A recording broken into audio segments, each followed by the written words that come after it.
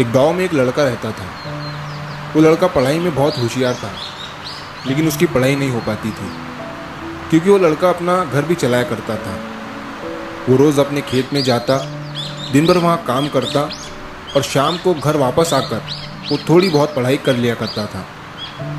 अब जब वो लड़का 12वीं क्लास में गया तो सभी गांव वालों को ये लग रहा था कि हमारे गांव से यही लड़का 12वीं में फर्स्ट आएगा, क्योंकि गांव वालों को भी पता था कि वो लड़का पढ़ाई में बहुत होशियार है। तो 12वीं का एग्ज़ाम आया, लड़के ने एग्ज़ाम दिया और जब 12वीं का रिज़ल्ट आया तो वो लड़का किसी कारण से एक सब्जेक्ट में फेल हो गया।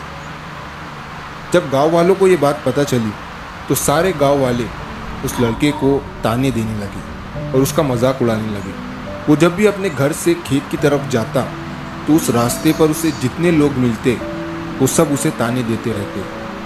अब वो लड़का लोगों के ताने सुनकर बहुत परेशान हो जाता है और ये बात वो अपने उस्ताद को बताता है कि उस्ताद जी, मैं जब भी अपने घर से खेत की तरफ जाता हूँ तो उस रास्ते पर जितने लोग मुझे मिलते हैं सब मेरा मजाक उड़ाते हैं। तो उसके उस्ताद ने उसे कहा कि तू ना एक काम कर, एक बड़ा सा लोटा ले और उस लोटे को पूरा ऊपर तक दूध से भर दे, और जब तू उस रास्ते से गुजरे तो तू उस लोटे से दूध का एक बूंद भी नीचे गिरने मत देना।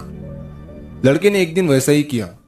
वो जब उस रास्ते से दूध का लोटा लेकर निकला तो उसका फोकस उस लोटे पर इतना था कि उसे लोगों की आवाज ही सुनाई नहीं दी। वो इतने ध्यान से उस लोटे को लेकर चल रहा था कि उस लोटे से दूध का एक भी कतरा नीचे ना गिरे। इसकी वजह से उसे लोगों के तानों की आवाज सुनाई ही नहीं दी।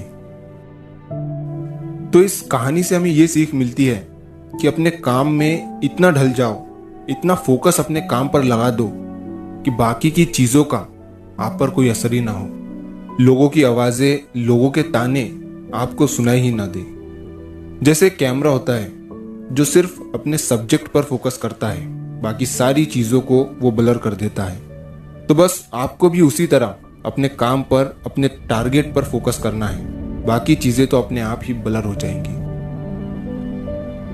तो अगर आप इस कहानी को और भी लोगों तक पहुंचाना चाहते हो तो इस वीडियो को लाइक करिए ताकि YouTube इस वीडियो को और भी लोगों तक पहुंचाए। और अगर कहानी अच्छी लगी हो तो हमारे चैनल को सब्सक्राइब जरूर करिए। मिलता हूं मैं अगली बार इसी तरह की कहानी के साथ। तो सब्र करो, शुक्र करो और जिंदगी में आगे बढ़ो।